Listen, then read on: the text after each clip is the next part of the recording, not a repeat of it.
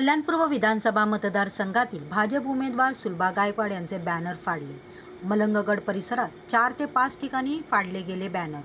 भाजपाकडून पोलीस ठाण्यात तक्रार।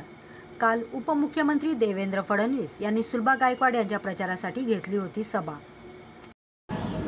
एकंदरीत हा प्रकार पाहता विरोधकांच्या पायाखालची जमीन घसरलेली आहे। त्यांना स्वतःचा पराभव दिसून येतोय ना, असं वाईट कृत्य करण्याचं काम हे करत आहेत। अशा पद्धतीने बॅनर फाडून, बॅनर काढून, स्टिकर काढून अशा कोणत्याही प्रकारची निवडणूक जिंकता येत नाही। त्या निवडणूक जिंकत असताना आपला विजन समोर घेऊन जात असताना, हे सगळं लोकांच्या समोर जात असताना आपण मताधिक्य कसं मिळवायचं हे पाहत असताना बॅनर फाडून कधीही कोणती निवडणूक जिंकता येत नाही।